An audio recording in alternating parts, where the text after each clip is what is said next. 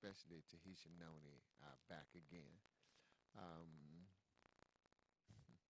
but we covered that, and I wanted to invite you guys out next Wednesday, October the 9th at 7 o'clock. Got one of my mentors. I think he's 80 years old now, 79. Dr. Joe Wallach is going to be at HealthWise next Wednesday, October the 9th at 7 o'clock for a free lecture, question and answer period afterwards. And our location is 3807 East 8 Mile, and that's about 3 blocks west of Ryan, between Ryan and DeQuinta. And phone number over there is 586-757-DIET. Again, 586-757-3438. And those who may not know Dr. Wallach, I first was introduced to him about the beginning of the 90s, say 91 or 92. And it's this crazy tape that he put out talking about dead doctors don't lie. And that's one of the things he became, I could say, real popular with, is because he had in there about 12 key points. They have since taken that tape and put it into a book form. So we will have some of those books.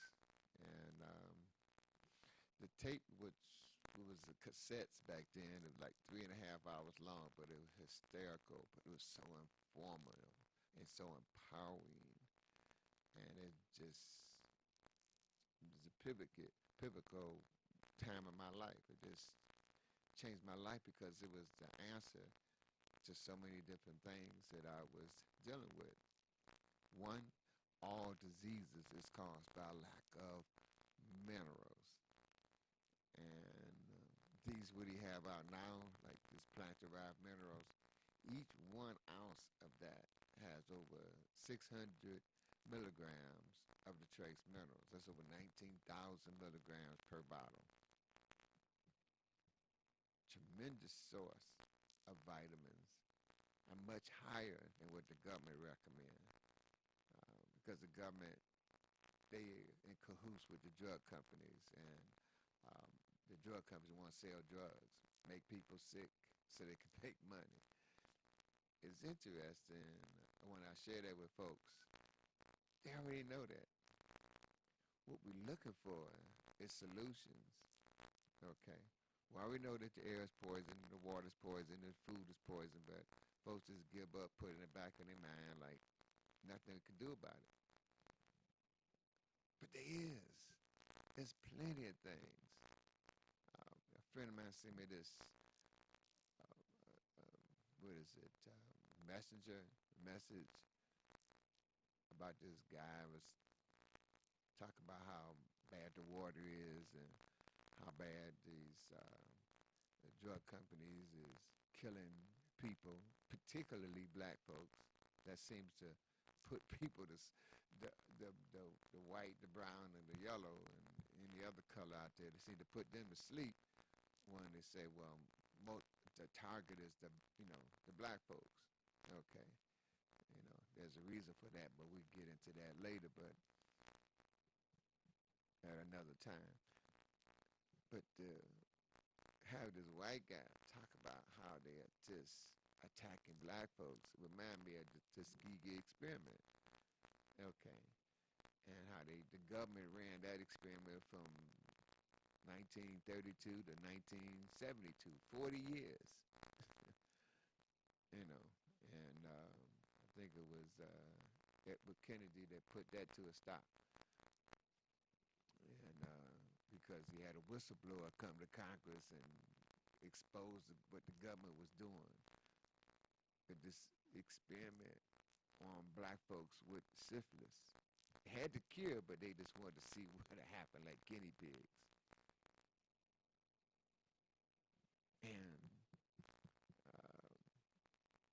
And that mentality hasn't changed. Okay, it's like 100 years ago, they were lynching black folks like crazy.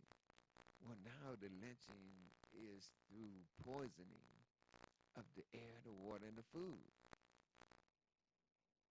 And it's not just black folks. It's never just been black folks. It's always been rich against poor. And so many of us, 99% of us, and the 1% want to rule. And they rule by poisoning. You know, I mean, that whole Flint crisis was loaded with lead when in the water. They ain't stopped doing that. The chlorine and fluoride.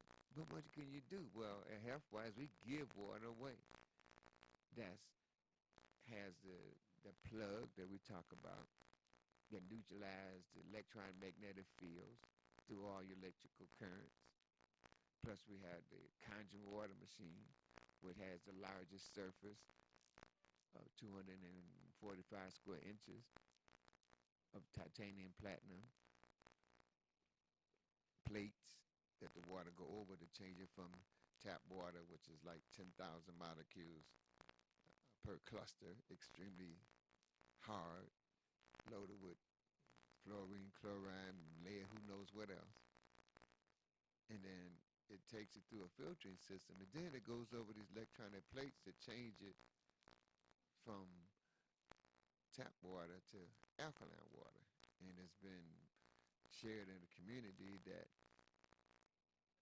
diseases can't grow when your body is alkaline versus when it's acidic. And most adults, when we tested them, was acidic. So drinking the alkaline water helps make your body more alkaline.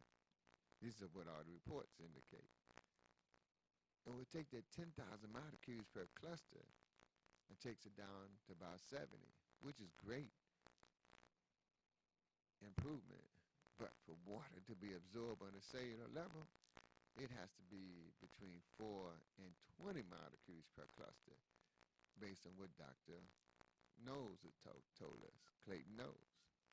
Now his instruments, which we use, is the third process we take our water through to restructure the water. It takes it down to 6 molecules per cluster and puts the life force back in it. Same way God does. He just does what God does to the water to put the life force back in it. Duplicated that system.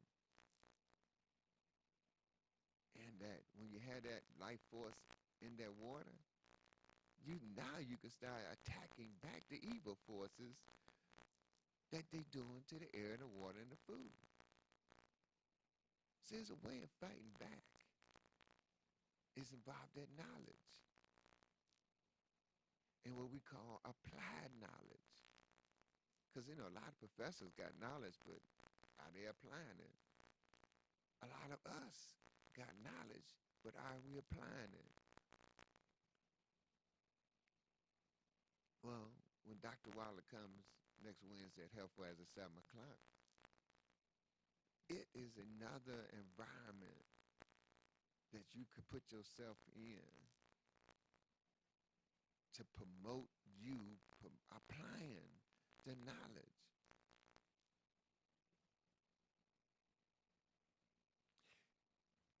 We don't have to wait till then. It's an ongoing process. The commercials, I call them brainwashing, like the television. That's how one of the main reasons they was able to get into our living rooms and the neighborhoods and the mind is through the television, because they studied the mind, they studied the body, and folks is, like Hitler said, if you tell a lie long enough and strong enough, people start believing the lie. But we all know not innately that they lying. And Dr. Wallace gives us some more information on what we can do to counteract what they are doing to the air, the water, and the food. In his book, Dead Doctors Don't Lie, Dr. Joe Waller has over 90 million copies of their lecture, Dead Doctors Don't Lie, have been sold. Ain't no telling how many has been duplicated. I would say trillions Dr. Wallace will describe how nutritional formulas can prevent and treat many conditions. He will explain how many diseases have been successfully treated and cured in the animal kingdom. See, they've cured sugar diabetes since 1957 with nutrition. And everybody that has come through health-wise that got on his formula that they gave to the animals to cure them of sugar diabetes, they come back and tell us their numbers is below 100, usually between 65 and 85. So if they go out to a party or wedding or something, they want to have a piece of cake or fruit, they could without damaging themselves. Cured animals of sugar diabetes. And the same with high blood pressure. Since the 40s, they've cured heart conditions in animals. And arthritis, gout, and all those things related to arthritis, they've been curing animals' arthritis for over 300 years, all with nutrition. It's basically following God's plan, putting into your body what God designed your body to operate on. And when we follow that plan when it comes to our car, we put gasoline where the gasoline go, we put oil where the oil go, we put water where the water go. But they all have different departments, and we have to put those solutions in those particular departments. Now, God made our body. We have one way of putting things in. I should say mainly one way, and that's through our mouth, where it's going to be oil, like your omega-3s, or your juices, your fruit juices, vegetable juices, or your foods, okay? Your proteins, your carbohydrates, your fats, fibers, milk, byproducts, go in one place. And God made our body could take those different foods and distribute them to the different departments. Now, it's easier on your body if you just have proteins with your vegetables and salads, or you have starchy foods with just your vegetables and salads.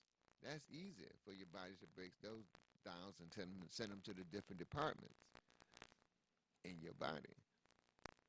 But we have enzymes that help break, even when you mix it all up together, even like Thanksgiving dinner.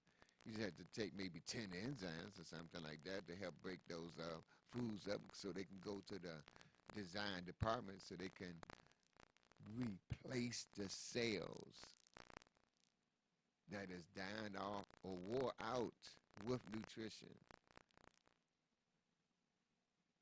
But we don't put juice, high fructose corn syrup in our car no way, because it would kill that car. But man made the car. We can put high fructose corn syrup in our bodies, it kills you, kills the body. Not right away. That's the trick. It's kind of like, what they call it, frog. Okay. You put a frog in some hot water, he gonna jump right out of it. But you put the frog in some cool water and then put it on the stove, turn the temperature up, he's gonna just relax and relax and relax until he is dead. Because it's a little bit at a time. Just like the chlorine and the fluoride, which has been known to be carcinogenic, contribute to diseases, the pesticides. Somebody asked me the other day, why is Roundup, which has been known to and proven beyond a shadow of a doubt to kill people, still being sold at major stores? Because guardians of kit, the chicken coop is now the fox. So you got the fox watching the chicken coop. And his natural instinct is to eat the chickens, to kill the chickens.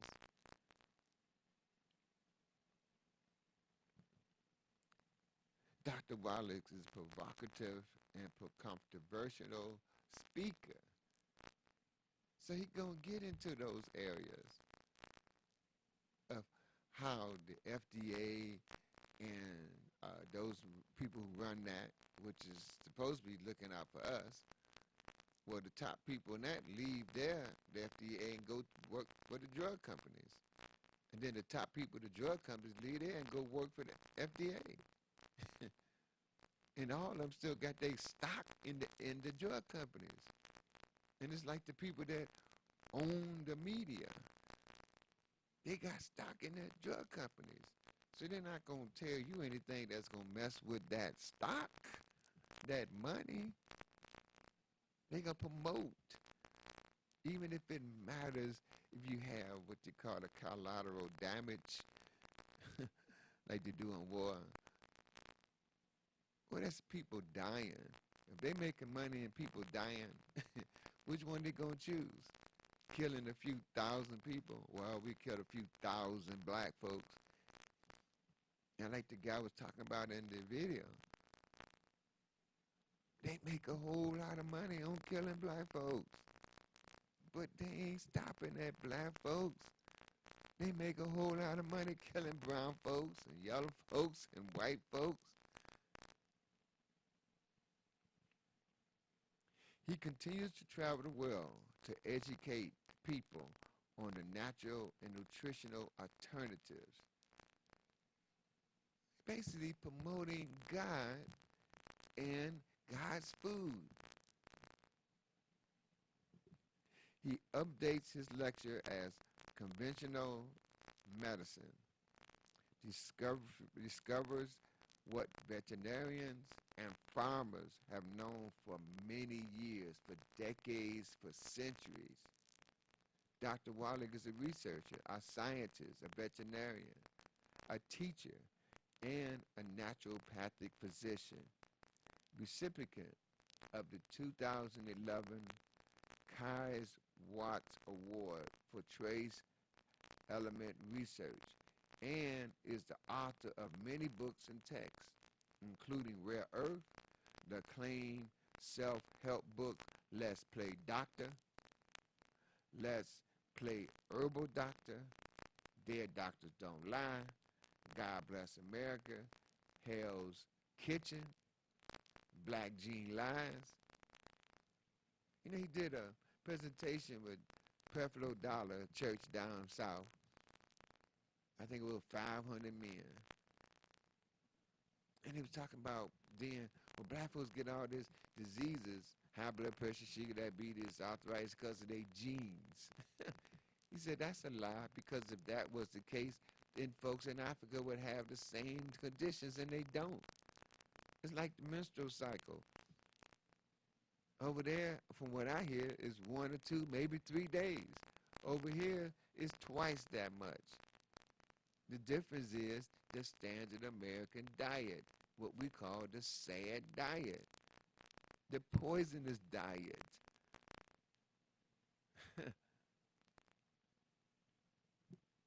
He also wrote this book on energy, crisis, immortalium, and epigenetics.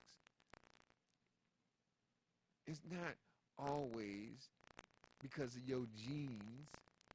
Everybody in the family got high blood pressure. Well, everybody in the family eat the same. Then you come around and get somebody who choose not to eat the same. They don't have high blood pressure, sugar diabetes, arthritis, and they'll tease that person. Well, you can go out and graze in the grass, and we're gonna eat this meat. But he gets into that. Just shows you another way of fighting back of what they're doing to the air, the water, and the food. I support that. I truly believe God supports me, and I truly believe God supports you. I highly recommend to go see this movie that my wife and I saw yesterday called Overcomer. It's so inspiring. Overcomer. And that's what's in us.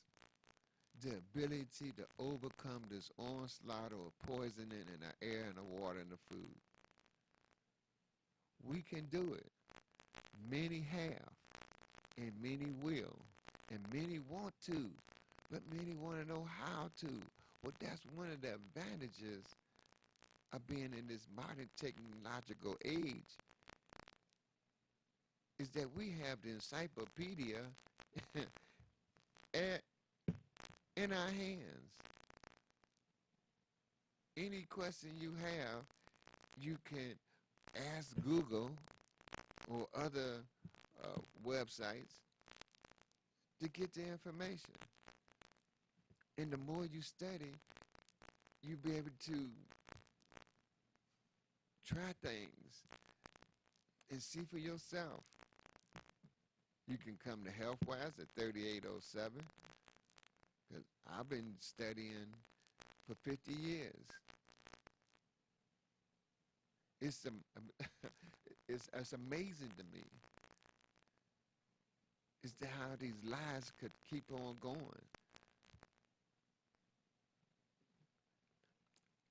I'm not bragging, but just to inform you, to inspire you, that I know this works. Because I've been doing it myself. The other day when it was warm outside, something told me today is a good day to ride your bike up to HealthWise. Which, and and I had to make a couple more stops before I got to HealthWise. So it ended up being about a 20-mile trip one way on my bicycle. And then worked there and then left and rolled back.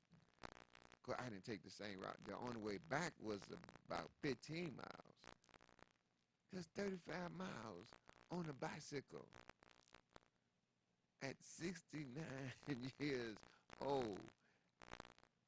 And I didn't get home and fell out.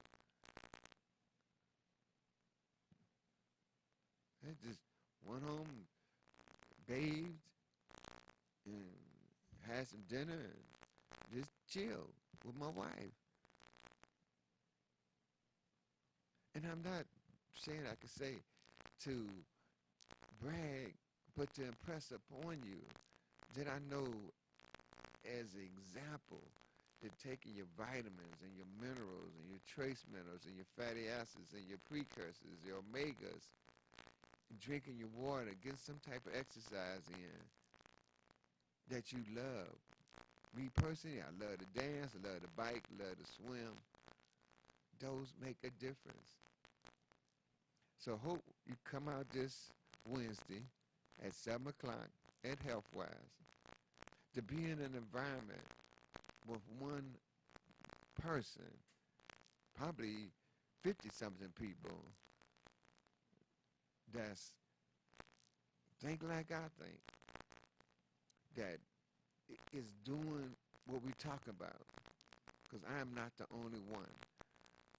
There's literally millions of people who are eating right and not eating the poisonous stuff they call food. I was in Harbortown the other day. When I was walking out, they had this big old sign. Every day, we are adding more gluten-free foods. The Harbortowners over there on East Jefferson supermarket over there. More and more gluten-free foods. They got cooking channels that's teaching people how to prepare meatless dishes, what has more nourishments in it. These large animals on the planet, they don't eat meat. They get their amino acids, which is the building blocks of proteins. And then God forcing each and every one of us take those and make the proteins that our body needs, the amino acids. To get it from meat, you got to eat the whole cow. You get it from almonds, you got all 22 amino acids in there. So you got almonds, you got almond milk. Those are just some of the sources of nourishment and foods that make a difference. Food heals. So hope to see you this Wednesday, October the 9th at 7 o'clock. Registration is going to start at 6. So folks who want to come in and get early, have a cup of water on the house, probably some popcorn. So I look forward to seeing you this Wednesday, October the 9th at Healthwise at 3807 East 8 Mile. If you have any questions, give us a call at 586-757-DIET or 313-600-8532 or 313-366-DIET. All right, y'all. Thanks for tuning in and sharing to empower each other. Each one teach one. And getting the 5 hugs. We definitely have 5 hugs on October the 9th at Healthwise. Peace and love, y'all.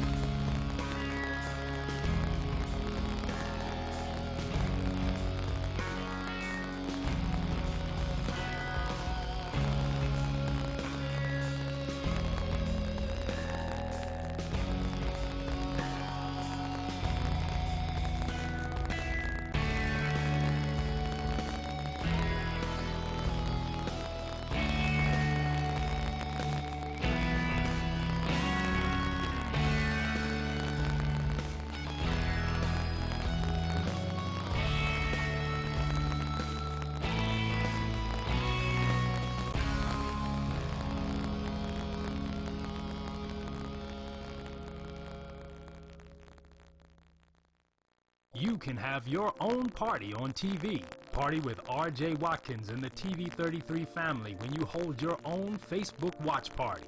Connect all your friends with our friends, and we can have a watch party together. Watch your favorite TV shows when you want, how you want, with your favorite people. Here's how it works. Log on to Facebook from your computer or tablet and go to the R.J. Watkins fan page at facebook.com/TV33WHPR. The one with the blue WHPR logo on the left. Like us. Click the word videos with the red tag that says live next to it. Then click the share button at the bottom of the video player and select start a watch party. Invite whoever you want. Your party will be recorded and archived for playback anytime you want. 7 days a week, 24 hours a day. At the end of the month, the viewer that has the most people at their watch party will be invited on the TV show live. Come on, let's have a party. Feedback. Hi, this is Theo Broughton. And I am Thabiti Mpinda. Inviting you to join us each Monday at 9 a.m. for Feedback.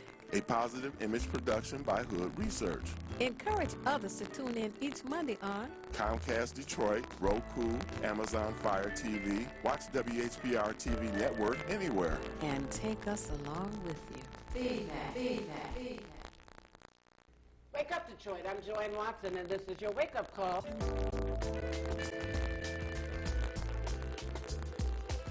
When a brown girl child is born, the earth shifts. The sun is at half-mast. The moon waits for her first cry. The ancestors set the table. The flowers turn red as blood. This is your land, continent daughter, with tree trunk legs and branches for arms. This is your soil. Black and fertile as your eyes facing an apartheid Jim Crow current past memory. Some of us begin the removal of shackles at birth. We grow into the armor of struggle quickly. We brew courage in our tea, blend bravery into our Sunday dinners. Joanne Watson, you understand nation building is not a part-time job. This dedicated life is sometimes lonely, a vulnerable choice, but it is the only way you know how to operate. You are wired for the movement. In your black women bones, even when tired, still fighting, still organizing, still singing morning spirituals. You were born to lead. Even in your own family, the eldest of 10 children born to Jefferson and Lestine. You made Damon, Nefertari, Stephen, Maya. Her children always knew she was larger than life.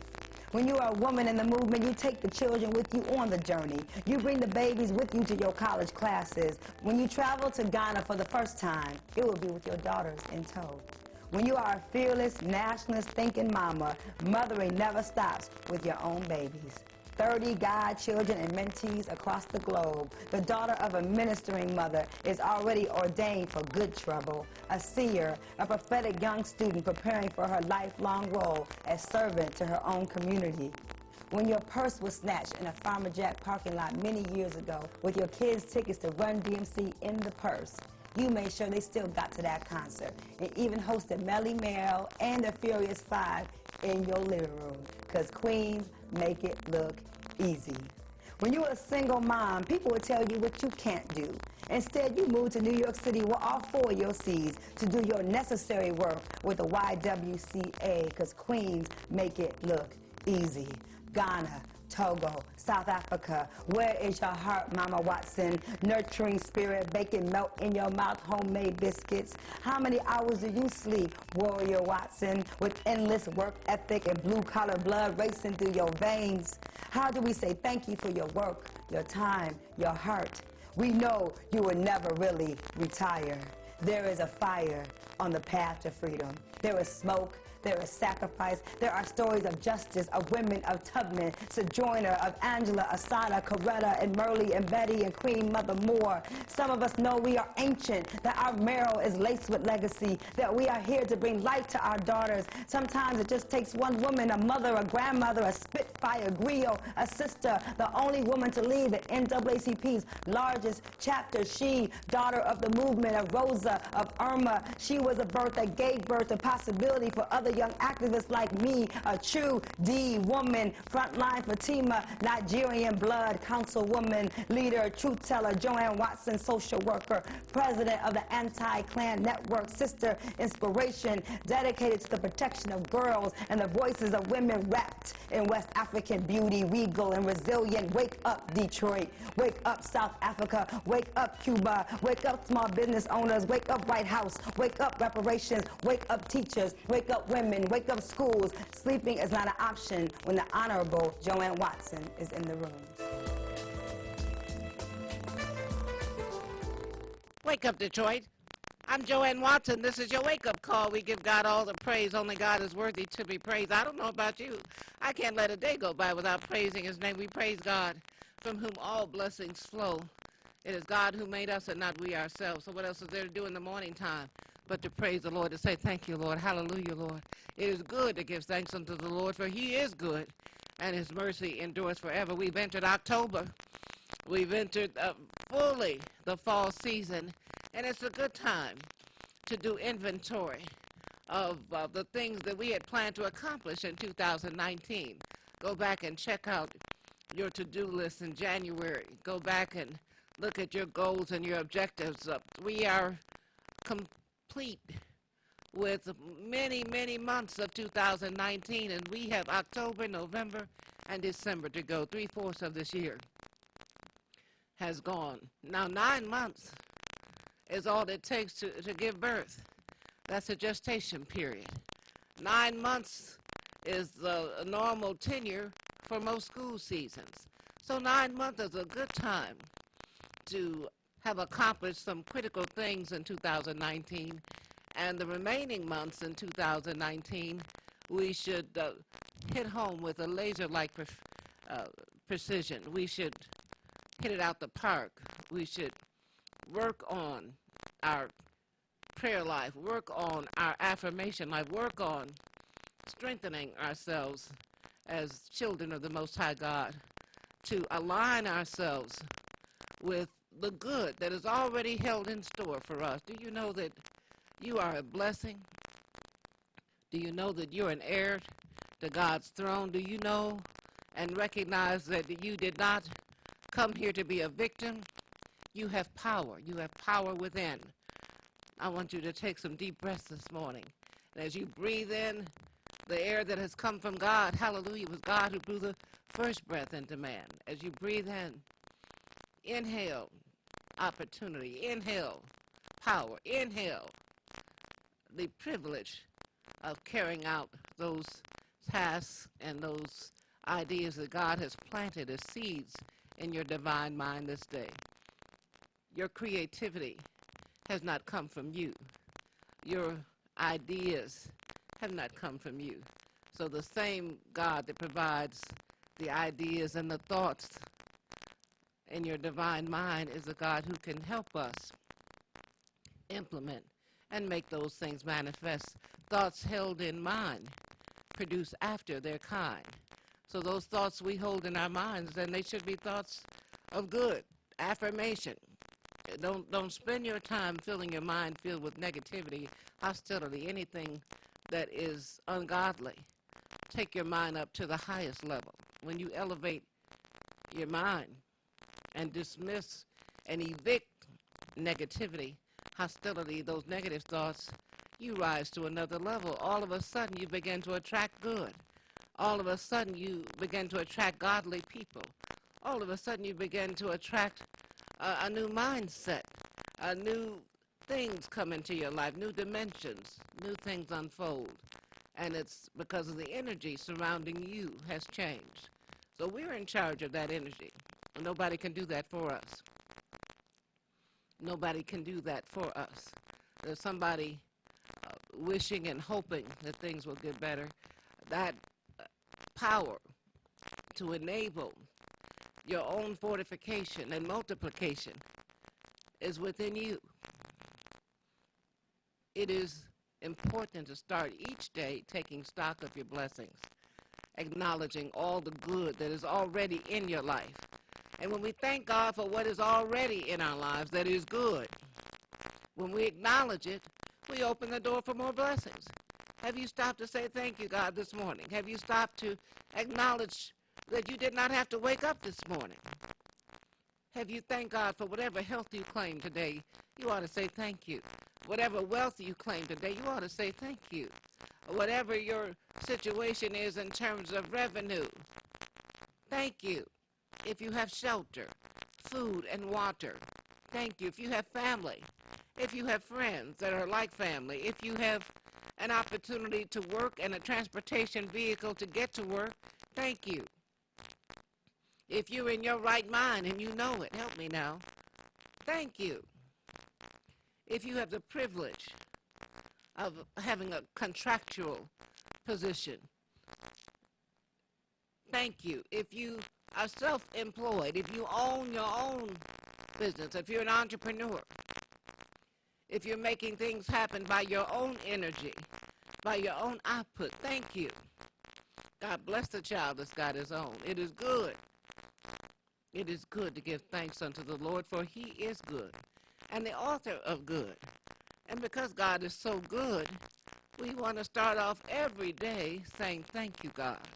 Thank you, God. And our hearts filled with love and honor and respect for the Most High God. It is good to give thanks unto the Lord. And then we want to take time to acknowledge those who have been good to us. Now, maybe there's somebody who was a job reference for you, and you were benefited by their taking the time to write a letter of recommendation or to return a phone call and give you a good job. If you have not said thank you to that person, call them up right now and say thank you. Perhaps you were given a promotion or a boost or a special incentive. Maybe you were given a commendation on the job and you smiled and shook hands, but you didn't really write a thank you note or say thank you. It's good to say thank you. Maybe someone called your name at church or in your club or organization, acknowledging some special efforts that you put forth on behalf of those in need. And you nodded and smiled, but you didn't say thank you. Take the time to say thank you. Remember when Jesus healed 10 and only one came back to say thank you, he asked, where are the other 9? I healed 10. It's important to say thank you. It's an acknowledgement. It formalizes your appreciation. It says to the world, I acknowledge, I am grateful, I am indebted to you, I appreciate you. You didn't have to do it, but you did. In addition to taking the time to send a thank you to everybody who deserves a thank you today, and it may have been 6 months ago, it may have been a year ago. Thank you's always in order. Now make a list of those persons who are in your own circle. Maybe their names and numbers are on the contact list on your cell phone. Go through that list and identify anybody that you know needs prayer or that you know needs a visit. Maybe they're in the hospital. Maybe they're in a nursing home. Maybe they are alone, locked behind a set of deadbolts because they're frightened of their surroundings. Maybe they've lost all their loved ones and all they have left are dear friends. Maybe they're sick and shut in and have not been able to come to church in months or years, but they long to have that connection, that transformation that comes when believers are in touch with each other. Maybe it was someone who helped you when you were younger, and now they need help. Maybe they need someone to go shopping for them. Maybe they need someone to help them pick up their medicines and prescriptions. Maybe they need someone to comb their hair. Maybe they just need someone to talk to them or to listen. Elders always need somebody to listen. Take the time. The most precious thing we have is time. That's love. That's love. If someone invested time in you when you were younger, in varying stages of disarray, if they took the time to help you, to lift you, to enable you to put some money in your pocket when you were in college, if they took time with you, it's good to take time with them. Reinvest. You never lose. If someone is old enough to be your mother or your father, treat them like your mother or your father. What does the word say? Honor your father and your mother, and your days shall be long. That promises long life. Thank yous are important. Acknowledging our elders and those who may be sick and shut in, those who have special needs are important. And it's also nice to think about how you may bring somebody on board a project. Maybe you're invested in a project that is going to be or is already magnificent, but it's not something that should only be led and designed by you. Maybe you need 5, 6, 7, 10 people to assist you. Why not call a special session, people who are evenly yoked, those persons who are like-minded, those who love the Lord, who are valuable, who are trustworthy, who are loyal, who are hardworking, who are absent of characteristics of envy and jealousy and laziness, those who are absent of those things that would cause a downturn, but will add to your mobility, your reinforcement, your expansion, your renewal.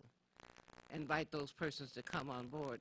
Call a meeting, host it, and invite them to coffee or tea or juice and see how they respond to your project. Invite them to talk about what they can invest, how they see themselves figuring in. 2 + 2 = more than 4 when people of like minds come together.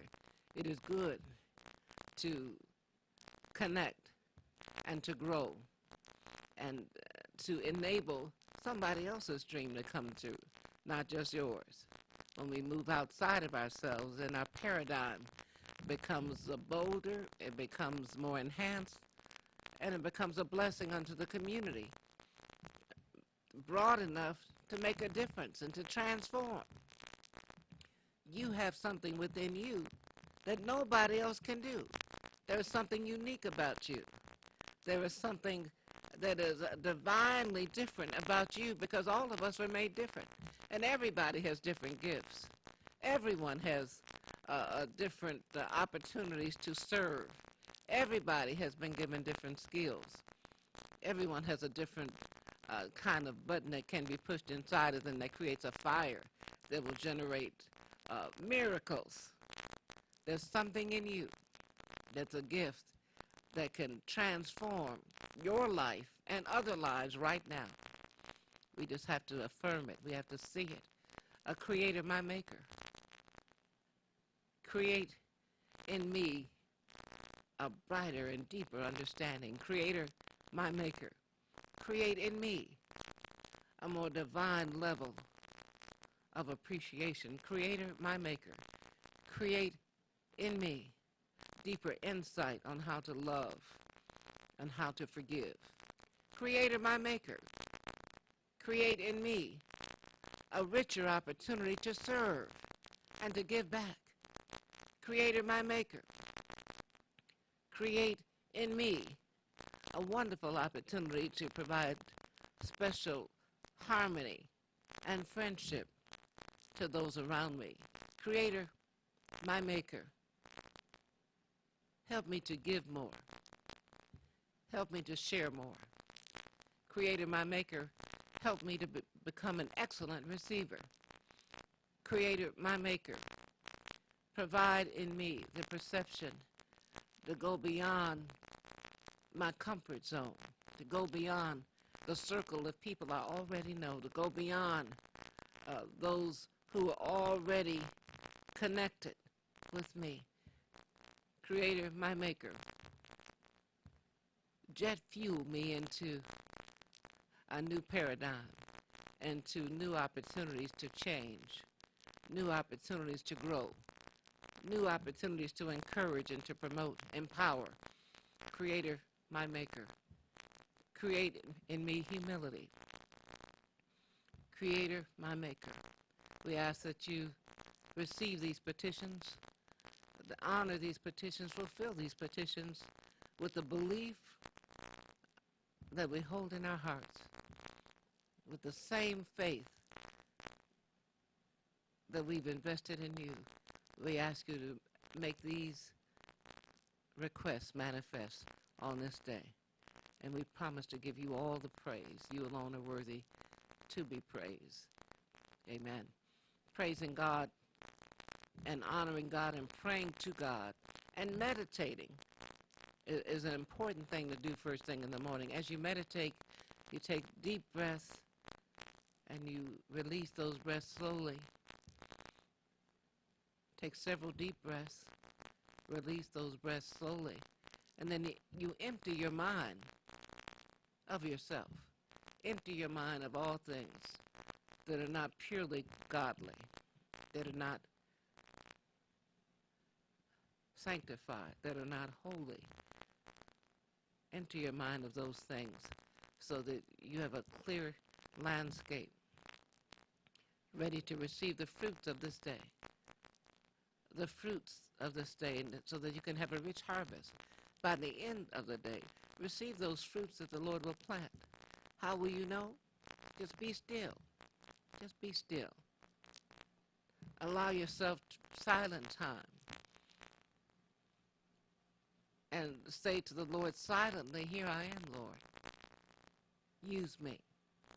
Here I am, Lord. Speak to me. Here I am, Lord. Give me my assignment today.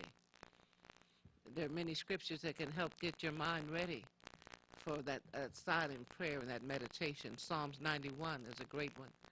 2 Chronicles 7:14 is another great one. Joshua 1:9 is a great one. Only be thou strong and courageous.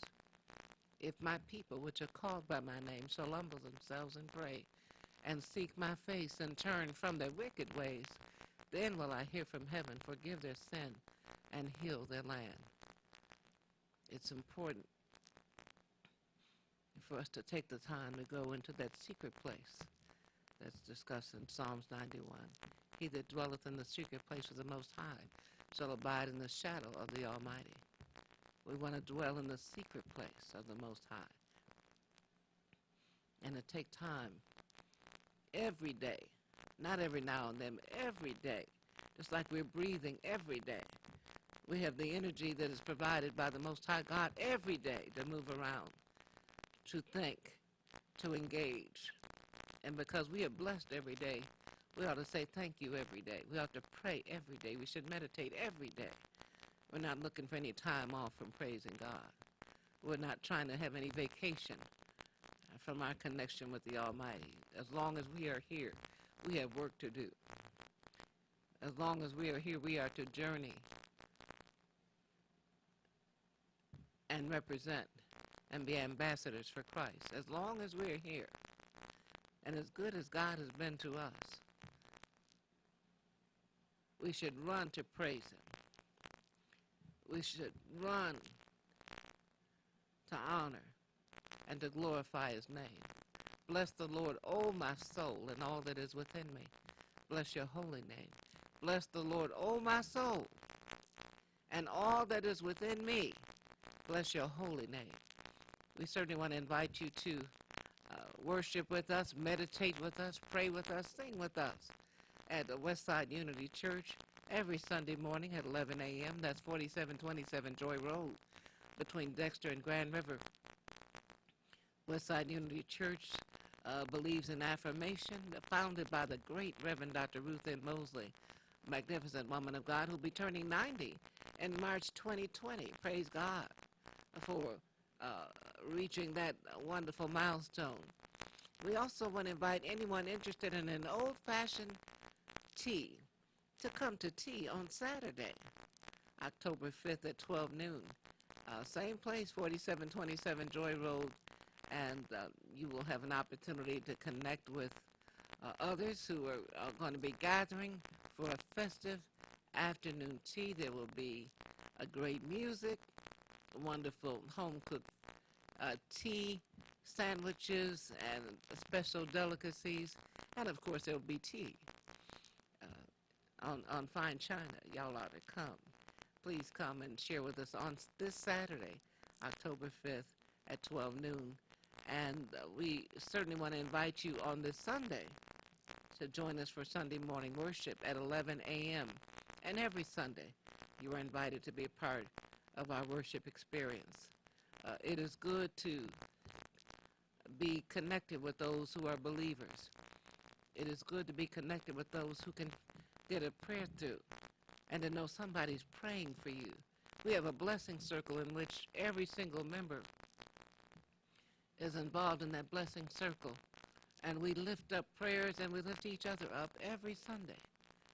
We have a very special opportunity for blessings to be seeded and fermented and to grow. We know that through prayers, people have been healed. People have been saved. People have been honored and lifted and brought to a safe place.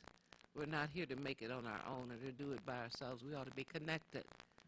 You ought to join somebody's church, somebody's faith institution, and connect with people of like minds, with prayer and with the power within. You have power within you to change your situation, to change our society, to change our world. You have power. You have a divine power within you because you have God's DNA in you.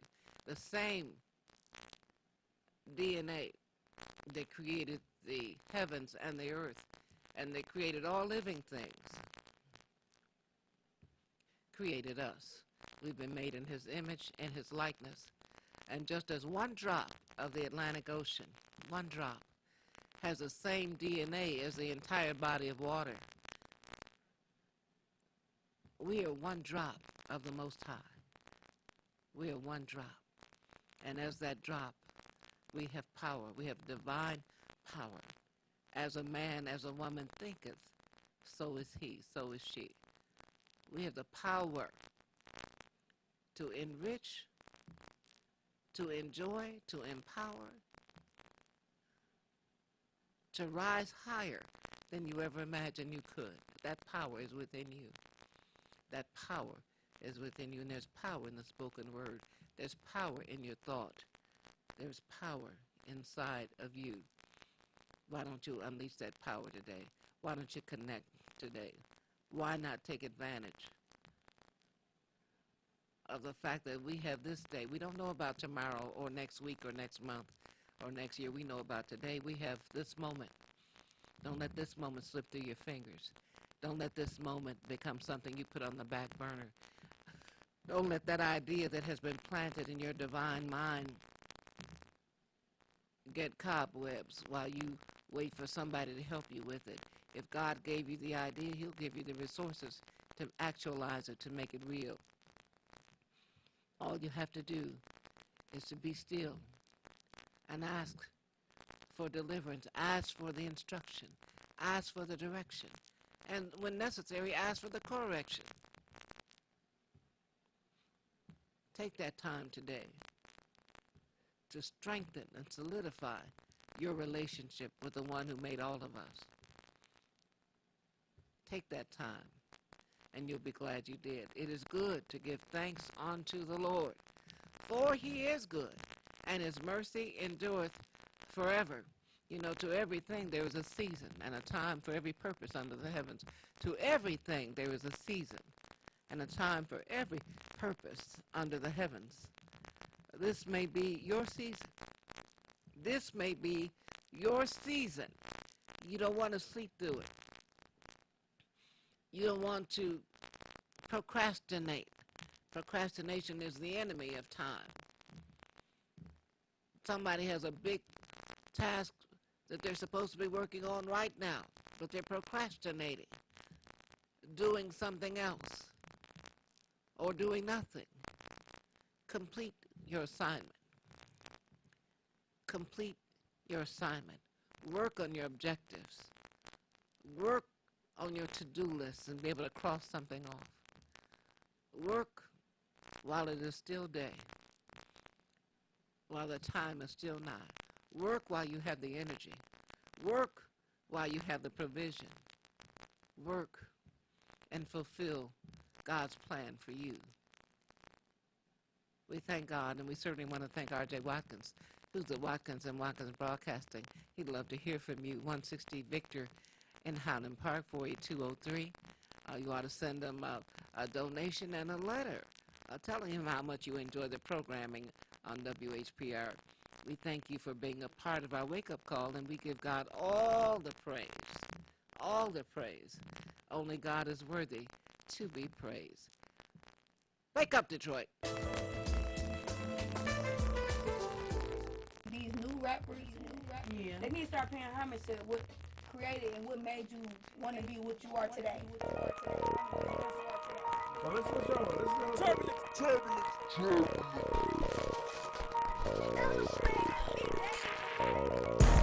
I was there from kindergarten to 5th grade. So you what year?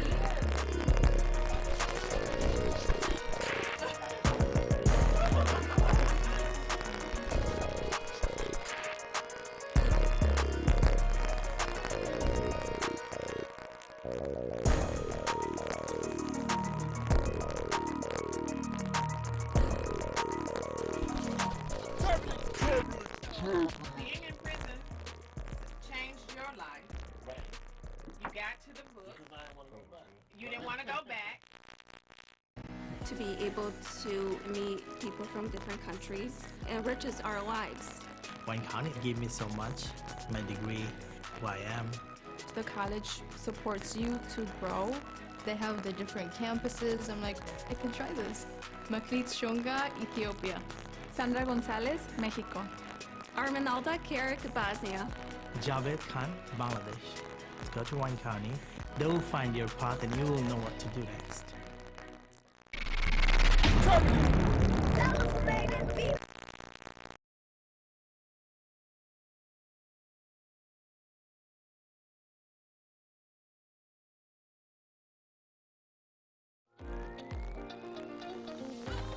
You're watching WHPS, Highland Park, Detroit.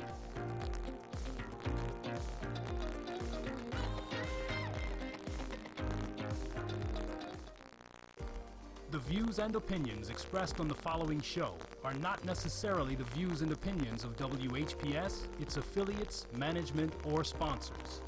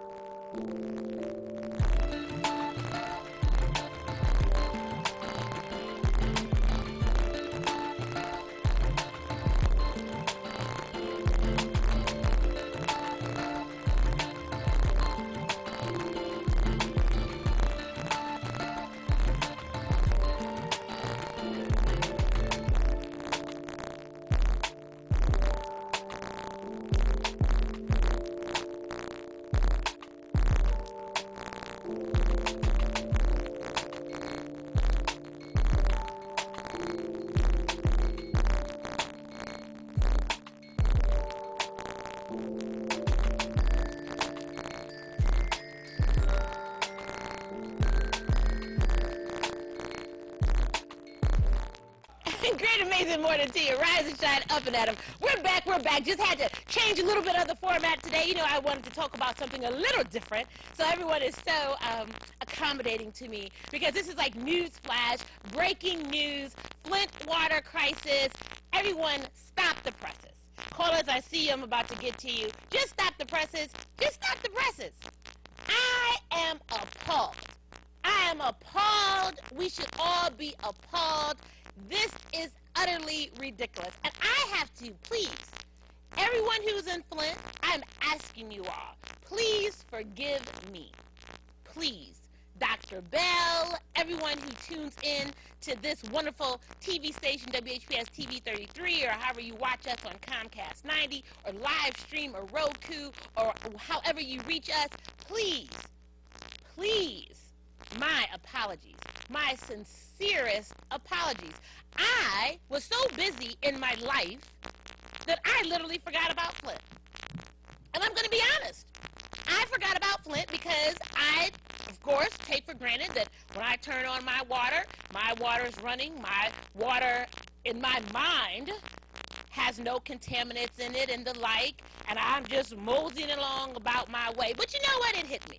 It hit me. PBS and Frontline did a segment this week about the Flint crisis, and I cried. And I realized, you know what? Pump the brakes. It's all of us. All of us are Flint.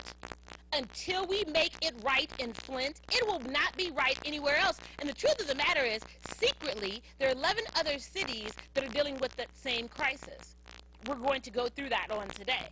So much so Detroit, and what is the likelihood that I got a notice in my mailbox for Highland Park yesterday, same thing, talking about the water. Bless my neighbor, they were having some remediation on their house about the lead in the paint because they have young children. I said, well, my other neighbor said, well, the paint is one thing, what about the water? Absolutely. Do you all know that we are all living in that? No matter where you are, if you're dealing with outdated systems, poor quality, I believe, inadequate leadership or leadership that only looks at the bottom line, which is what? Revenue. Then we're all surplus labor. And the truth of the matter is, I believe it's the new genocide.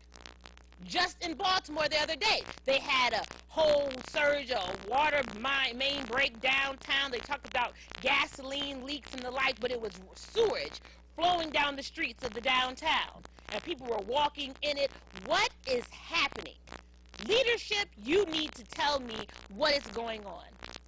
And so much so that I am appalled as it pertains to Flint is that everyone who they had moved through and had the individuals, well, the truth of the matter is they didn't have enough individuals to be able to hold them accountable, to put them on trial. Everyone, that whole administration, the emergency manager, the governor, I'll give some of the names of the two gentlemen that they had, and they were supposed to determine if they were going to bind them over for a trial, and then all of a sudden the new administration changed and the Democratic governor got in, and now it's kind of lost in the sauce, right? They don't know how to pick it back up or what's going on. Are you kidding me? How can this be okay? How can these people who literally knew what was happening in this city and agreed to, and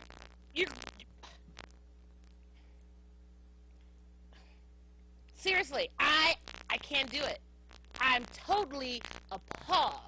And today, if you missed the clip, we're going to show you a few minutes of it. Let me open up again.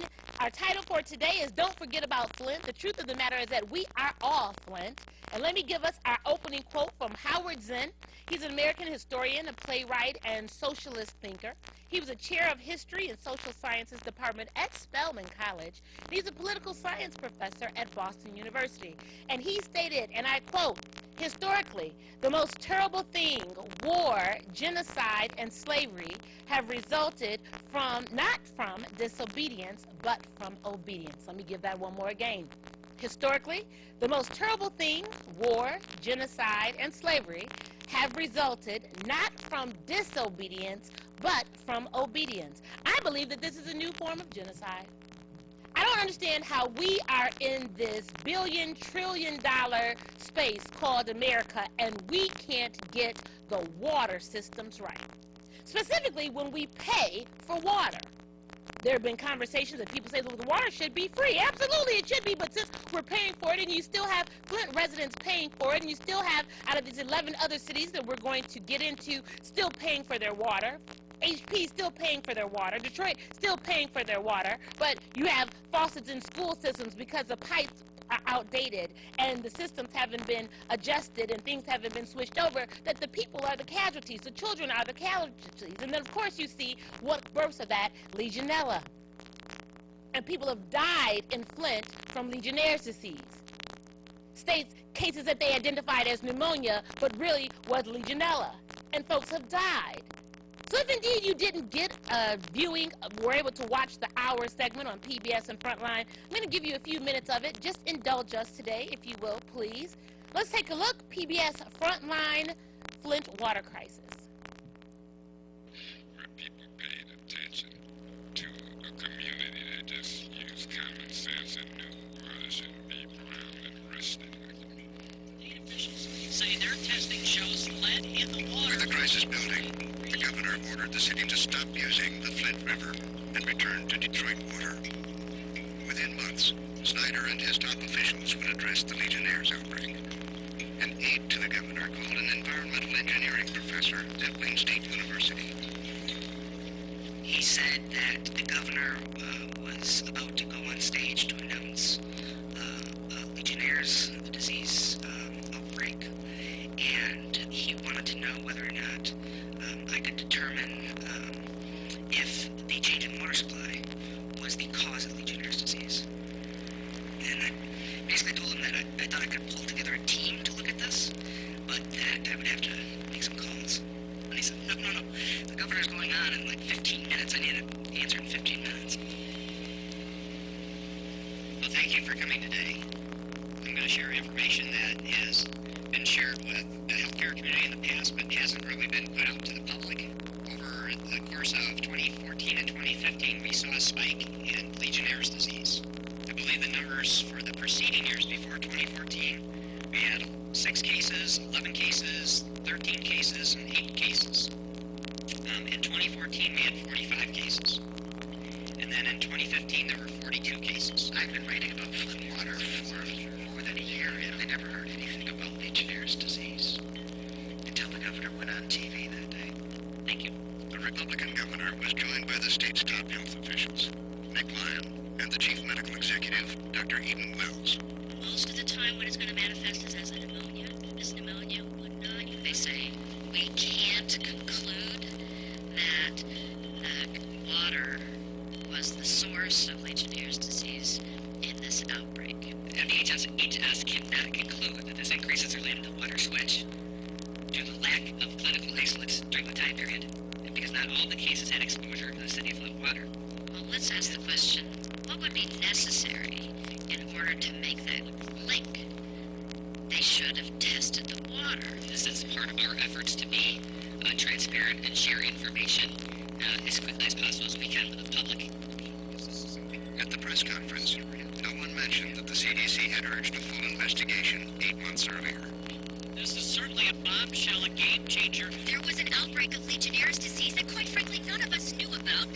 shocking because we found out about a totally different disease and deaths.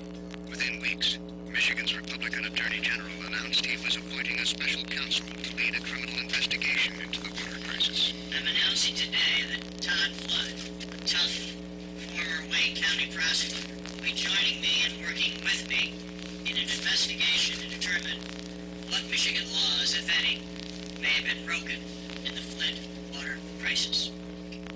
People got sick. Terribly so. And the water was contaminated. And the public was in an outcry. I have never seen a case like this in the history of the United States before. There needs to be an answer where people understand and can hold accountable those, if any, who are at fault. We didn't know if there was criminality or not. It's always about who knew what and when, and what did they do about it. You take your evidence and you follow that evidence down the path. As the criminal investigation was getting underway, the scientific investigation into the Legionnaires' outbreak was also getting organized. We started meeting with the state regularly, and when we first started meeting with them, they were very collegial. It was pretty much, we will win the keys to anything if we didn't understand this. John McElmurray had pulled together a team of 23 scientists and experts from around the state. We were all focused on making sure that we didn't have another outbreak, another season outbreak. And so there's a lot of pressure to get this done by the time summer started. But as the months went by, the team says the state wouldn't authorize them to start the search for the source of the outbreak. Dr. Zervos was the infectious disease expert, and he was worried about the delay. It was critical to start right away because by June we expected to see more cases of Legionnaire's disease and there would be more deaths, which is what we expressed in a meeting that included top leadership and FDA judges. The scientists say they met with Nick Lyon to urge him to step up surveillance for Legionnaire's cases. I remember my colleague telling him that if he didn't do that, people could die. Unfortunately, Nick Lyon's response was that, well, they have to die of something. I was flabbergasted and I didn't say anything right then, although it was a situation where you're just in shock as a result of him saying that. The director of the health department, Nick Lyon, declined to be interviewed. In a letter, his attorney said Director Lyon did not make that crass remark. He said the team's work was one of Lyon's top priorities and blamed any delays on the scientists. Special Prosecutor Todd Flood was also clashing with state officials as his investigation began turning up evidence of misconduct and negligence and an effort within the government to cover up the water crisis. every single witness had a paid-for attorney by the government. Whether or not you were a suspect or a defendant or a witness, every single one had a government paid-for attorney. So we were going up against Goliath. A lot of people didn't want us to expose what was happening and why it was happening. Breaking news right now from Flint, Michigan. We've been following this all day long. The state's attorney general. By the end of July 2016, Flood had charged 9 state and local officials with crimes related to the lead and Legionnaires' crises, including conspiracy, misconduct, neglect of duty, and tampering with evidence. Today, 3 men faced the very first criminal charges in connection with the Flint water. We were starting very low, and we worked out plea deals with most of them to cooperate and move up the chain. As the criminal investigation continued, behind the scenes, the team of scientists who were supposed to be investigating the outbreak was running up against resistance. As we kept meeting with state officials, there was increasing pushback about the extent of data we would have access to, and more constraints being, in our view, put on the scientific investigation. We're not allowed, for example, to talk to patients that had Legionnaire's disease. We were not allowed to go into the homes of patients that had Legionnaire's disease, which was really a very big, very serious limitation. They clashed with Dr. Eden Wells over testing residents' water filters for evidence of bacteria. This turned out to be a really contentious issue with the state. They didn't want me to collect those filters because they thought it might just cause more, it might scare people more than it would provide valuable information. At one point, I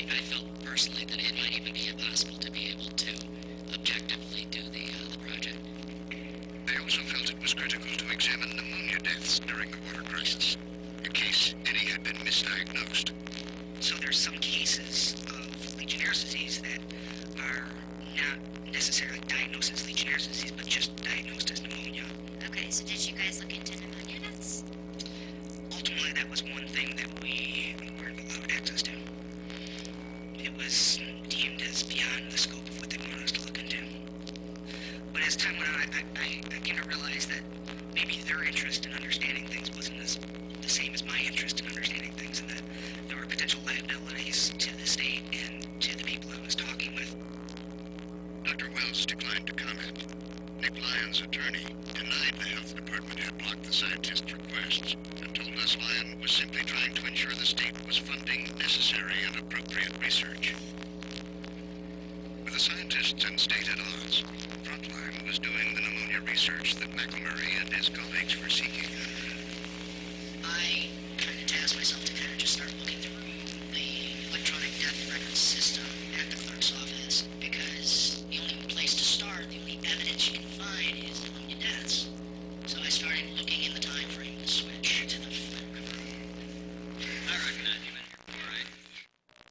Hello, everyone. I just wanted to give you a little bit of this hour segment, this hour special that PBS Frontline presented, and let me give you the subtitle. 5 years after the start of Flint's water crisis, Frontline exposes its hidden toll. Our 2-year investigation traces how the public health disaster that's become known for the lead poisoning of thousands of children also spawned one of the largest outbreaks of Legionnaire's disease in the United States history. And so if you all want to continue to watch that, you can Google PBS Frontline right on the PBS website. You will be able to watch that show from that clip in its entirety. And let me let you all know, and callers, I see you, I'm about to get to the line. If you didn't know about Legionella, Legionnaire's disease, I just want to put out there, what do you know about the disease? How is it contracted? Legionnaire's disease is a severe, often lethal form of pneumonia. It's caused by the bacterium Legionella pneumophila, found in both potable and non-potable water systems. Each year, an estimated 10,000 to 18,000 people are affected with the Legionella bacteria in the United States. It is not uncommon for patients with Legionnaire's disease to be admitted to the intensive care unit. Some will suffer long-term impaired health-related quality of life. The study of outbreak survivors showed persistence of fatigue, 75%, neurological symptoms, 66%, and neuromuscular symptoms, 63%, in months after an outbreak. So let me just tell you. And when you go on, when you're able to watch the show in its entirety, they talk about individuals who have compromised immune systems. So it was a young man from Flint. He had just finished his treatments for cancer, and his aunt said every day he would just let the water run over him. He would get in the shower and just inhale the moisture and inhale everything and let the waters run over on him. And weeks later, he was admitted to the hospital, of course, had pneumonia, and ended up passing away. Another young lady, her battle with the Legionnaires lasted a little longer. She had diabetes. She was 26 years old, of course, taken into the hospital, compromised system, then needed a kidney. Bless her, she was able to fight this until her 30th birthday, and then shortly after that, she passed away of a heart attack. The stress is on her body. And so I'm just saying, at the end of the day, if everyone knows that this is happening, and this is not something new, and how can we turn, because it's all of us. Like, I just got the paperwork for Highland Park trying to tell me about the testing and the lead impacts of our water system. We all know that the issues and crisis from Flint has led into the Detroit Public Schools water system. So that lets you know that that's the case. We had those challenges in our system before. So that's the same thing that's in our houses, the old piping. Hello? So at the end of the day, it's having an impact on us. So not only is the water that we're drinking or the water that we're using to cleanse ourselves with has levels of contamination, the air that we're breathing has all types of contaminants in it. Do you understand what's happening around you? I'm just asking. Like, and we have to be realistic about this. This is real. This is something that we have to be able to deal with.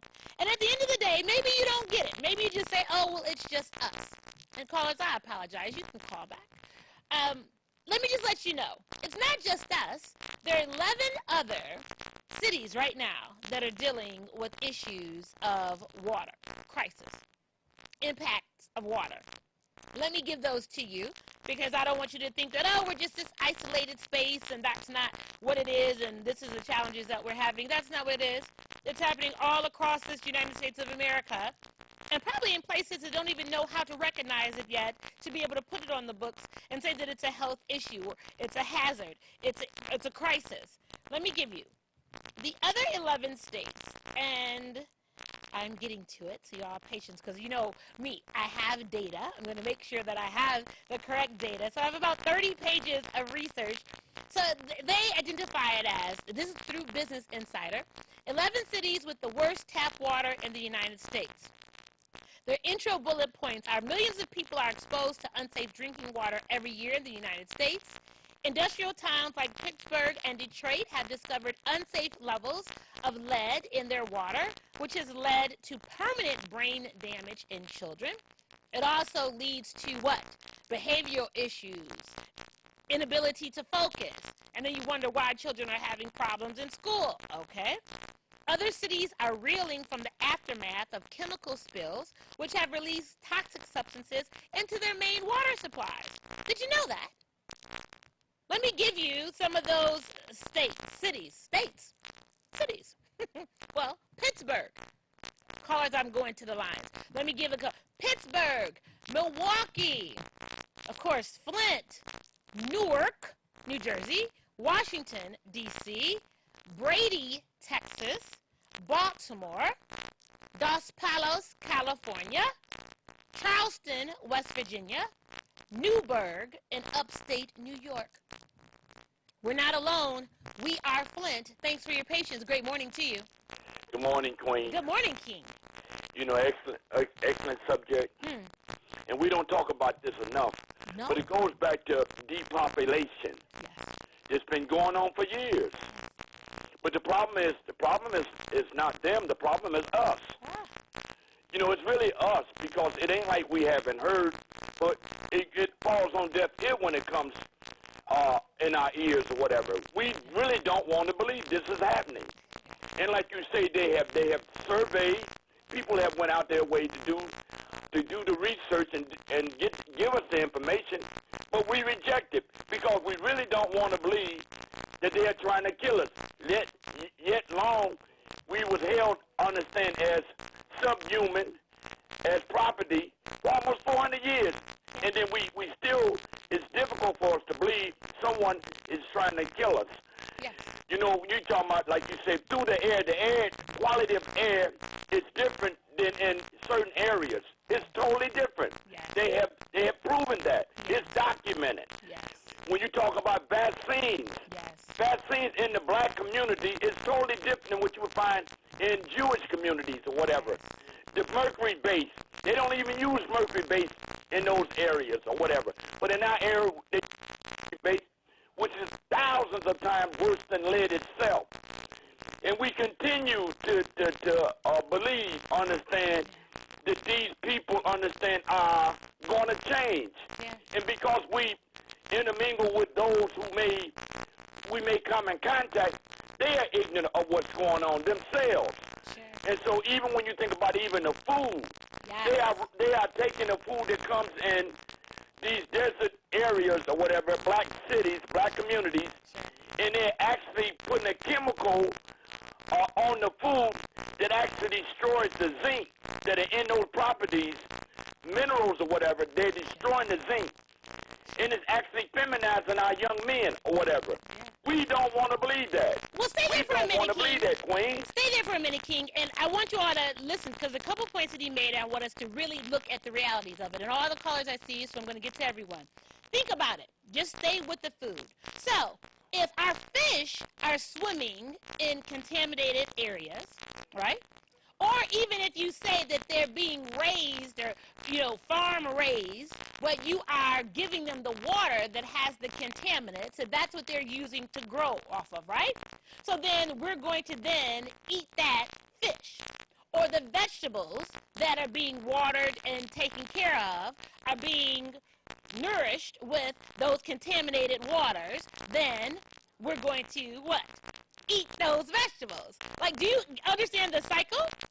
Like, so if there's contamination all around, and I'm going to push a little further from King's conversation, that it is a socioeconomic component. It's not just our color of our skin, it's our economic class. So if they believe that we are poor folk, black, white, brown, yellow, tan, then we are all at the whim of big business. So, that's like the grocery store. What do they say? They put the dye in the meat to make it look fresh. I mean, do you understand what is happening? Because at the end of the day, they just want to produce.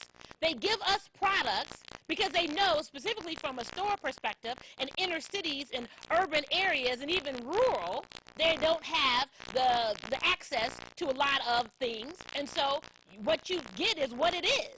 And so you buy it. You don't question it.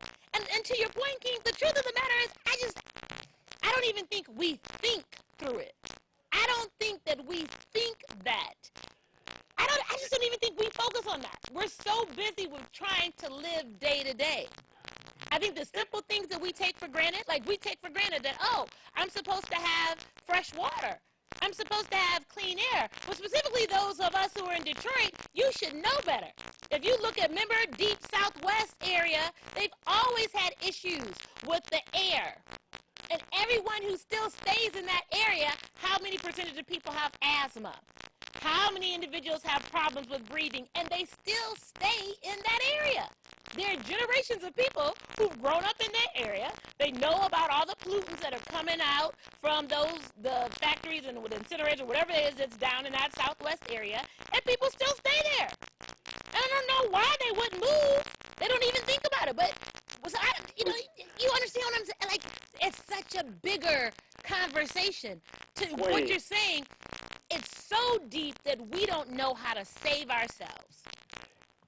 Queen, think about the syphilis experiment that went on for almost 50, 60 years. Yeah. It went on, Queen. And then you think about it and understand, there's what they call the 85%, and they call them useless eaters. 85%, they call them useless eaters, the 85%. Yes. And that's white, black, brown, and yellow, and red included in that. Yes.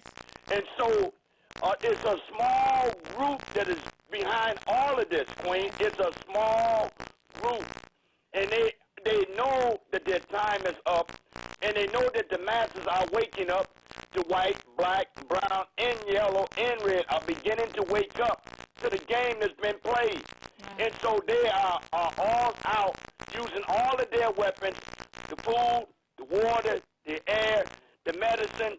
These have been weaponized, and they are using to the fullest on the masses of the people. But we don't want to believe it. Yeah. This is why our only hope is that God has favored us. Otherwise, we don't have a chance. If God wasn't supporting us and favoring us, we'd have been gone a long time ago, Queen. And you said it. And let me just say this much. And callers, don't go there. I'm going to get you. And I want us to really be realistic about the information that we're given. I happened on yesterday for cannabis, we were having a conversation about cannabis in the workplace. And so now all the uproar about should you be tested and what it looks like. And I said the truth of the matter is everyone, if 90% of this population has some kind of diagnosed ailment that causes them to get some type of prescription drug, then we all have been altered. Because if you look at the side effects from any prescription drug, what is it? Dizziness, fatigue, irritability. You can identify, and all of those things can be hazards if you're in the workplace, specifically depending on what your task is. But we don't even look at that. No one, so the government has us so trained that, because of the business of pharmaceuticals, that, no one looks about the prescription drugs. And guess what? And we're not testing for alcohol and tobacco, but now we want to test for the hard drugs, and we want to test for cannabis. Stop it. You'll realize across the board it's of detriment. Guess what? If I have high blood pressure and then based on the side effect I could have a stroke, then what's the big deal that I have high blood pressure? If the medicine that I'm taking could give me a stroke. Does I get it? Or I guess they figure, so if you're already taking this medicine that could give you a stroke, and then I'm giving you contaminated water, which could then create all these other components in your body, which then is going to cause some developmental and damaging dynamics in your children, which then cause them to not be able to function in an already inadequate educational system, which then cause them to sit and drop out of this educational system that doesn't tailor to them, or they get just passed through because of the legislation and the policy, and then they do something to try to take care of themselves or break the law, and then they'll get into the prison pipeline, and then that's their life. How's that? How do you like the way that was all put together? You like all the and thens? And then, based off of a system of people that have power and control over all the dynamics of our lives, and we're not conscious enough to be able to assess everything in the information that we're given. Do you realize that people on these airwaves, what they tell you is what they've been told to tell you? That's right. What they show you is what they've been told to show you. That's right. And then you're supposed to say, right, that's right, because so-and-so said it, because such and such said it, so it has to be true. We're dying. We are dying by any and everything.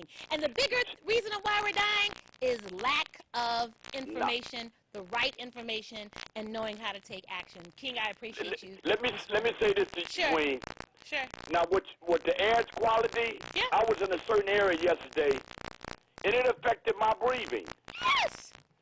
Down at State Fair and State Fair and Woodward, in that area, it affected my. And when I went out into the Birmingham area, it went away. But Queen, I had to take my CBD oil this morning because of the humidity in the air here in the city. Yes. I had to take CBD oil, and actually I feel 100% better than I was feeling this morning from breathing the air. Yes. I took CBD oil, and it went away. I was without it for a minute, and I had to go back and get CBD oil, and it works. I'm just saying. It works. Everyone, and it's true. Have a blessed day, Queen. Have a blessed day as well. Thank you so much. Everyone, that's the truth of what we're dealing with right now.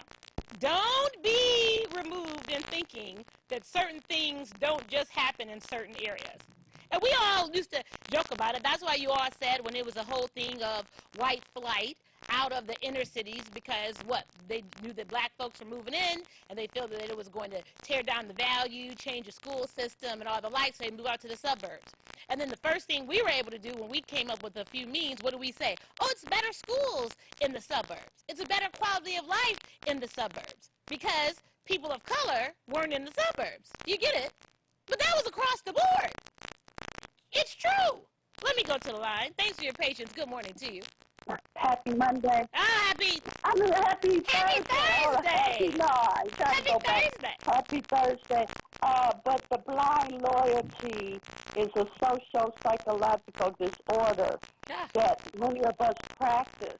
And so this is why we are being contaminated and afflicted in food and not schooled, because we know that my brains are so brainwashed. But there is a black doctor who has chastised and scolded the all-white USDA dietary guidelines because black folks never needed dairy products.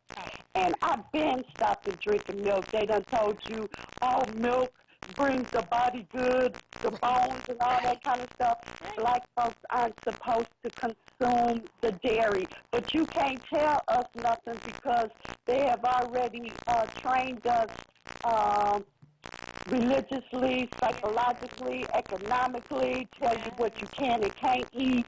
And so we are still following the lies of our oppressor, which is taking our lives out. There was a white chemist scientist that was warning us about how they were poisoning our air and how they were setting up us for cancer. They were causing all these illnesses in our community. They blew up his car. And he said it when he was telling us that I know they're going to come after me, but they are doing these environmental purposely to just black communities. But you know, sometimes they don't believe it unless it's the oppressors that's telling them right or wrong. They don't believe us. And that's the travesty of what's going on with us in our lives. The water issue, they've been poisoning the water because they were either talking about our school systems. So we don't know how long our children here has been, and ourselves, our lives, how we've been drinking and thinking that, oh, our water is so pure, but all the time they were already building up poison and allowing the corrosions to be in our community. Yes. So, you know, it's and then I wanted to tell you that the FBI, it's either the FBI or the CIA, now they all of a sudden want to grow masses of marijuana. Yeah, so it's the DEA. Who knows what they're going to do with that cannabis and put it out into our communities and all these other places so that another pipeline to poisoning. Yes, let me let you all know. It's the DEA, and the DEA has just reported that the DEA wants to grow an additional, I think 25 million grams, they say, of cannabis under research, mind you. And there's only one research partner right now. It's the University of Mississippi. Farmland has the research partnership to be able to produce cannabis. You tell me, I need to understand, what are you going to do with all of this cannabis? Like, are you serious right now? Like, research is just like a few plants. Like, so now you are, because you now, I mean, they put it out there, everyone. Forbes did the reporting. I actually was reading about it last night. So, yeah, now the DEA wants to infuse, because now they want to create all these different hybrids, you see. You all don't understand, it's the business of everything. They are not going to let you think that you're getting a leg up on anything that they can't control. You understand that?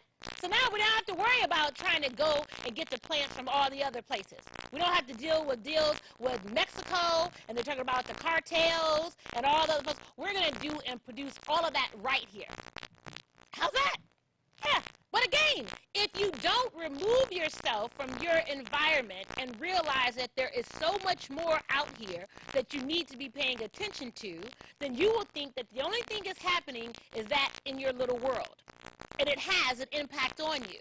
I tell everyone all the time, you don't have to like any component of cannabis, but it is a billion-dollar industry. The gentleman from Curaleaf, the CEO, they just announced yesterday that he is the first cannabis billionaire. Owner, Curaleaf. First cannabis. Did you ever think? This reefer madness, this drug. And all these different narratives, but now it is the billion-dollar industry that we still got preachers talk about. No.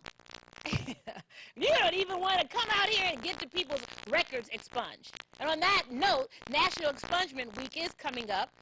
Starts, I believe, the 21st of September. So the records could get expunged for individuals who have these infractions for minor cannabis cases on their records so they can become more fruitful members of society. Can you just do that? If you don't want to jump into the business of anything, can you just do that? Let me go to the line. Thanks for your patience. Good morning. Is it me? Yes. Okay, I wanted to continue to say that this is population control. Sure. This is their MO.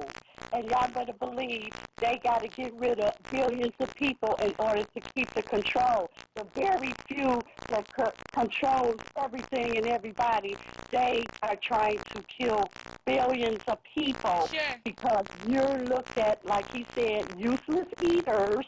Yeah. And so the war is they create the poverty and then they create the war on the poor, be it white or black. They don't care because they want to last forever. They will destroy this earth and you to think that they could continue to stay in control. Sure. Thank you for taking my call. Thank you so much for calling. Ya.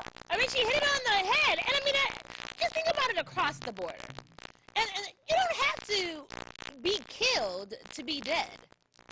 Do you get that? You don't have to physically be killed to be dead. You're walking around zombies. You're walking around nomadic. Do you understand that in America, why should we be dealing with homelessness? You all look at everything. Every city now is dealing with this rise and increase in homelessness. LA specifically. I mean, you have certain regions, Skid Row, that you identify that's the only place that the homeless can go. And we're this trillion-billion-dollar entity that has all these minds and all this ingenuity, and we can't figure out, A, how to meet the basic needs of folks. Oh, but they're surplus labor. They're surplus. So you don't have a problem that they're just walking around nomadic. You don't have a problem that they're living on the streets. You don't have a problem with that. And this is America. But yet we'll sit and run over to somebody else's country and try to tell them what to do. We'll sit and try to talk about what their policies are supposed to be and how they're supposed to be equitable to the people that live in their spaces. Come on, you all. It's a bigger conversation than what you're getting. And if you don't decide that you're going to be in the game, understand the game, and figure out how to make it work for you. No one is going to save you. They're not going to give you the answers. Whoever you put in office as president is not going to save you. Whoever you put in office as city council is not going to save you. Whoever you put, if it's the same mindset, in the mayoral seat is going to save you. When you take the leadership upon yourself to identify leaders who don't need politics, but determine that I'm going to lead no matter what, if I'm either in the office or out of the office to make it better for people, then that's when things will change. But don't think that you're not going to get pushback along the way because you are raging against the machine. You are impacting how they make money. So the narratives aren't going to be for you. They're not going to give you coverage in the newspaper. They're not going to interview you. They're not going to talk about a mindset in which you're really empowering the people and having them realize who they are and how things can be better for them. Because it's only that 1 percentile that's supposed to gain the wealth. It's the 1 percentile that's supposed to sit and reap all the spoils of everything, everyone else's hard work, and that you struggle and you fight, and they gave you the narrative that it'll be better by and by when you die. That's when your life will be good for you when you die. Well, if we don't do anything about what's going on right now, you might die sooner than actual what you thought because you're dealing with contaminated water, you're dealing with a contaminated mindset, you're dealing with contaminated housing, you're dealing with contaminated food. Come on. I'm just saying, something to consider. Everyone, our time is up on today. I hope that you have gotten something, a little bit of something, that causes you to think of things about a little bit different. That we perish not because of the disobedience, but people who are sitting by and obeying what people, the powers that be, tell them to do. Bless the man who was the engineer at the water plant who has since passed away in 2016. But his sister in the editorial documentary said that he would call her frantically throughout the day. We're not ready. We're not ready. Please call everyone and tell them don't drink the water. Don't use the water. We're not ready for this. We shouldn't be doing this. But because big business was moving, they went ahead and did it. And none of them lived in that region, so they could do the photo op that they were drinking the water. And I bet you as soon as they kept drunk it, they kept it in their mouths, and then when the cameras were away, they spit it out. I'm going to leave us with a quote from Albert Einstein. You know, he was a German-born theoretical physicist who developed the theory of relativity. And he states, "The world will not be destroyed by those who do evil, but by those who watch them without doing anything." Let that be your takeaway for the day. Not by those who do it, but those who watch by. There were those who watched as Flint continued to go through what they're doing. There are those that are watching in Detroit. There are those who are watching in Newark. There are those who are watching in Baltimore. There are those who are watching in D.C., Texas, all around this world. Whatever the travesty or injustice is, folks are watching. and they figure that it has no impact on them, so they do nothing. I'm imploring you today to do something, if it's nothing more than just having the conversation. I pray that you've been educated, enlightened, and empowered on today and every day. Look forward to seeing you bright and early tomorrow morning at 7 a.m. for more Coffee and Conversation with Colette. I'll see you then. You can have your own party on TV. Party with R.J. Watkins and the TV 33 family when you hold your own Facebook watch party. Connect all your friends with our friends, and we can have a watch party together. Watch your favorite TV shows when you want, how you want, with your favorite people. Here's how it works. Log on to Facebook from your computer or tablet and go to the R.J. Watkins fan page at facebook.com/TV33WHPR, the one with the blue WHPR logo on the left. Like us. Click the word videos with the red tag that says live next to it. Then click the share button at the bottom of the video player and select start a watch party. Invite whoever you want. Your party will be recorded and archived for playback anytime you want. 7 days a week, 24 hours a day. At the end of the month, the viewer that has the most people at their watch party will be invited on the TV show live. Come on, let's have a party. Right here on TV 33, we're so proud to announce on Wednesday, 7 a.m., we're going to have a conversation that matters. It's called Cannabis, the business of the cannabis industry. We're going to address everything from medicinal, recreational, legislation, finance, edibles, and more. No more are we going to be in a space where we are not empowered to make an industry work for us. We're now in a space where this billion-dollar industry is taking the world by storm, but you wouldn't know what to do with that if you didn't have the adequate information. I'm ready to give it to you. So excited about the conversation. On Wednesday, 7 a.m., right here on TV 33, we're going to have that conversation that matters. And I promise you, as we always say, you will be educated, enlightened, and empowered. Look forward to seeing you again for the business of cannabis. Cannabis with Colette. I'll see you then. WHPR TV is now on Channel 90. Check out all of your favorite morning talk shows on Comcast Channel 90 every day from 7 a.m. to 12 noon, and watch us anytime, day or night, on all of your favorite devices. Download the WHPR TV Now app and take us with you wherever you go. WHPR TV is now on Comcast Channel 90 every day from 7 a.m. till noon. WHPR TV, a Watkins Broadcasting Company. Alexa, open TV 33 Live. Alexa, open FM Detroit. Alexa, open FM Virgin Islands. Now you can listen to WHPR, TV 33, and WVIE on Amazon Echo. Don't miss a minute of your favorite shows. And find out how you can have your own show heard worldwide on Amazon Echo. For more information, go to FirestickTVNetwork.com or call us at 313-868-6612. The Watkins Broadcasting Company. Have you been in an accident? Have you been injured? Auto, motorcycle, bicycle, pedestrian, truck, bus accident, slip and fall, dog bite, wrongful death, or police brutality? Then you need professional help from Tri-County Lawyers. No fee unless we win. Tri-County Lawyers. Call 888-292-6908. That's 888-292-6908. Tri-County Lawyers. Call 888-292-6908. In the world of digital broadcasting, transmitters and exciters sometimes do this. If this happens when you're watching WHPR TV 33, please do this. Watch us on Fire Stick, Roku, Apple TV, Google TV, or TV33WHPR.com. Download the WHPR TV app, and we can also be heard on Amazon Echo. So remember, if you see this, you can do this and support the station that supports you.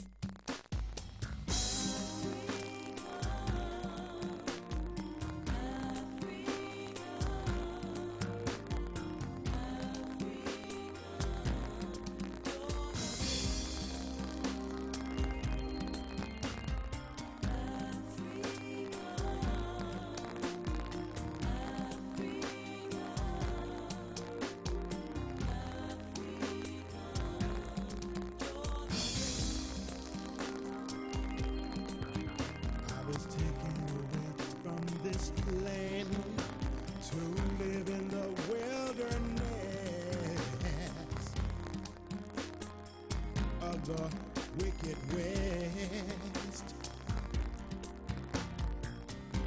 For 400 years I toil and I strive, and now I'm a free man, and I'm calling Africa.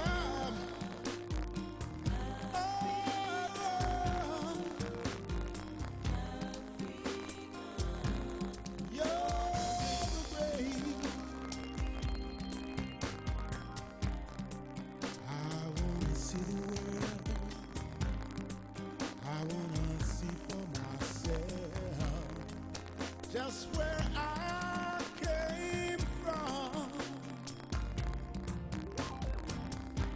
Oh yes, I'm going abroad overseas to a land that's calling me. Yeah. I'm going there to see if it's truly a joyful place for me. Zimbabwe, Kenya,